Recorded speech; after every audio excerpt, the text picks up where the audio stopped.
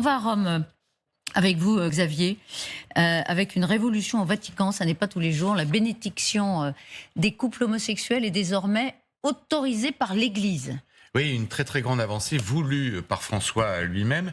Mais on va écouter, Elisabeth, tout de suite la parole de François, justement. Il s'exprimait sur le sujet en février dernier déjà, à bord de son avion. Les personnes avec des tendances homosexuelles sont des enfants de Dieu. Dieu les aime. Dieu est avec eux. Dieu les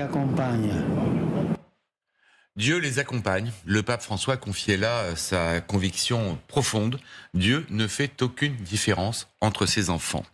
Alors, dès juillet 2013, il y a déjà 10 ans, il prononçait une phrase qui hérisse toujours aujourd'hui les plus conservateurs dans l'Église catholique.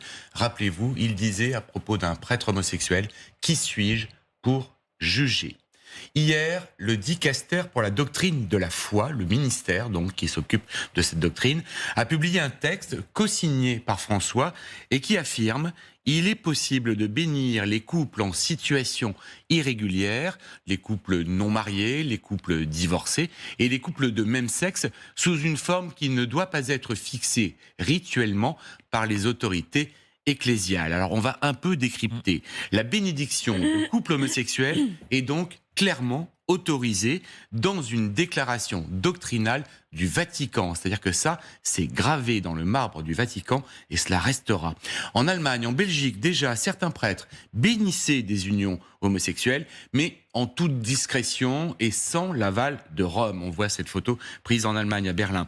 En mars 2021, le dicaster pour la doctrine de la foi, le même donc, avait déclaré que cette pratique était illicite. C'est donc bien, Elisabeth, une révolution que vient d'accomplir François. Envers les homosexuels, les divorcés remariés, les personnes non mariées qui pourront recevoir d'un prêtre, donc vraiment dans un cadre religieux, une bénédiction, la bienveillance de Dieu.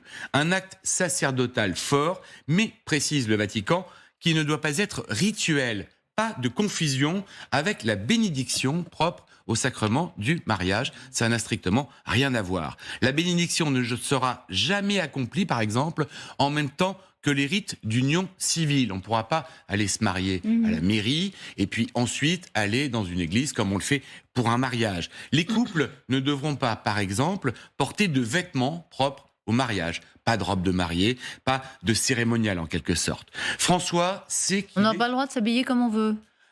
Bien sûr qu'on pourra s'habiller comme on veut, mais il faudra penser. éviter d'avoir des vêtements qui rappellent la cérémonie de mariage pour faire le distinguo entre le sacrement du mariage et la bénédiction.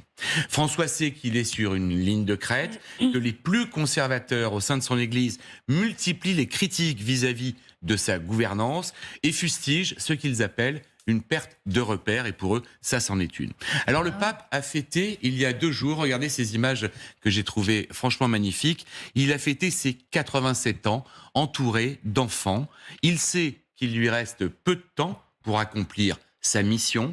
Pour François, l'homosexualité est toujours un péché, mais ce n'est pas un crime. La bénédiction de couple homosexuel par l'Église catholique sonne comme un rappel à l'ordre pour les pays qui, encore aujourd'hui, criminalise l'homosexualité et dans certains, les homosexuels risquent la peine de mort. Avant de vous donner la parole, juste, c'est un péché qu'on bénit ?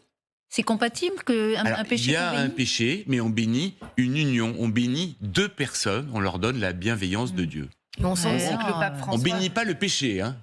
On bénit les personnes. Oui, mais on considère que c'est toujours dans la liste des péchés qu'on apprend au catéchisme, il y a toujours l'homosexualité. Mais c'est pas un crime. Ouais, et surtout, il veut éviter la peine de mort, surtout aux homosexuels. Il y a quand même 11 pays en Afrique qui pénalisent encore l'homosexualité, dont le Soudan, la Mauritanie, où là, c'est considéré comme une peine de mort. Et souvent avec l'appui des églises locales et notamment des évêques qui vont dans le sens du pouvoir en place.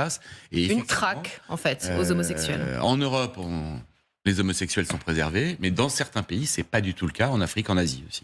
De toute façon, il faut surtout pas prononcer le mot mariage, mais c'est quelque part le début du mariage à l'église. Vous avez raison, c'est une porte ouverte.